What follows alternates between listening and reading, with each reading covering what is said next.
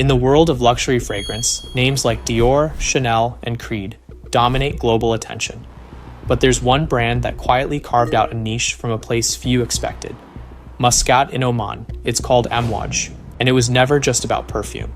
Launched in 1983 by royal decree, Amouage was created to revive Oman's ancient role in the global incense and spice trade.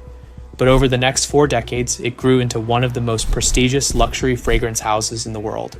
With perfumes priced as high as $500, ingredients sourced from the mountains of Jebel Akhdar, and shelves in Harrods, Selfridges, and Saks, Amouage represents something rare. A luxury brand from the Middle East that competes with the biggest European houses on scent, scale, and storytelling. So what does it take to build a global luxury brand from a country that isn't on the fashion or fragrance map? How do you scale exclusivity without sacrificing identity? And what happens when you decide to compete with Europe's biggest names, not from Paris or Milan, but from Oman? The story starts with Sultan Qaboos bin Said Al Said, Oman's late ruler.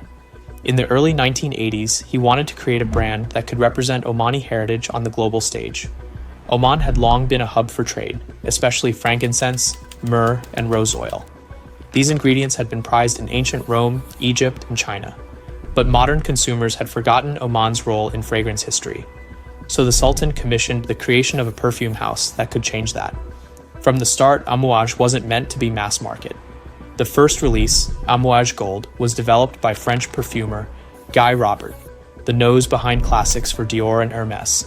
It was opulent, layered, and complex, a direct challenge to European luxury.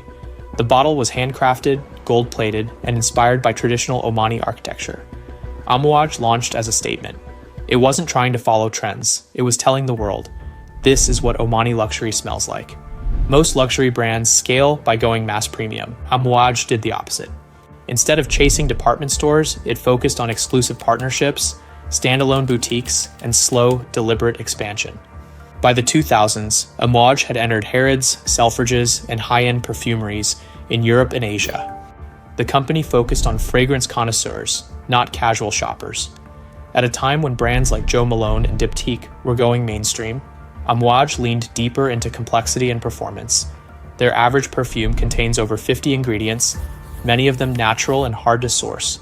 Scents like Interlude, Jubilation 15, and Reflection became cult favorites for their depth, longevity, and identity. While mainstream brands were launching celebrity collaborations, Amouage was investing in perfumers, sourcing, and its own factory in Muscat.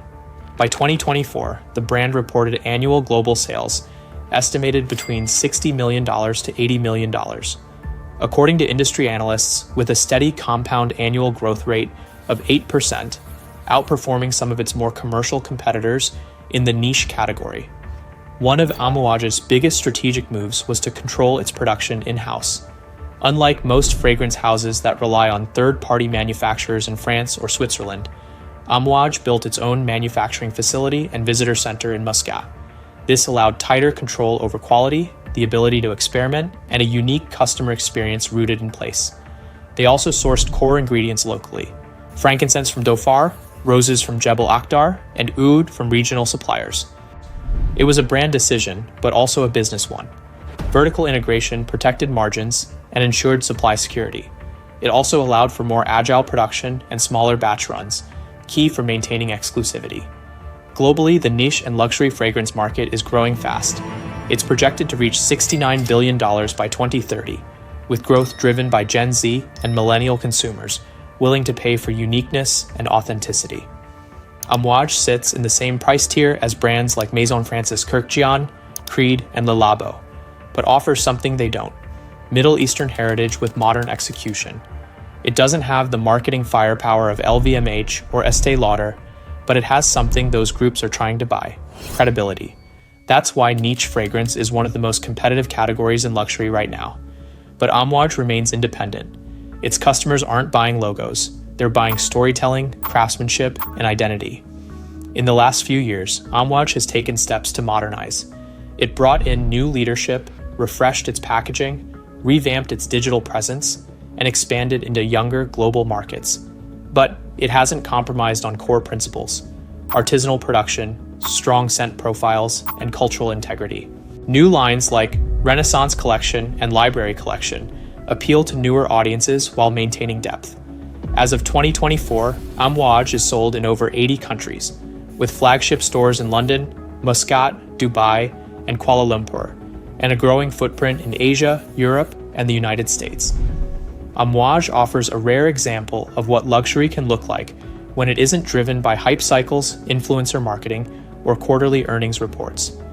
It shows that there is room in the global luxury landscape for heritage-driven, independent brands that prioritize depth over reach. Its vertical integration model gives it operational flexibility, while its tight focus on craftsmanship gives it pricing power, a formula many conglomerates are now chasing. In business terms, Amouage has succeeded by doing what most brands can't, scaling exclusivity. In branding terms, it's shown that being from Oman is not a limitation, but a differentiation strategy. And in cultural terms, it's proof that the Middle East can export not just oil or tourism, but luxury, identity, and tradition at the highest level.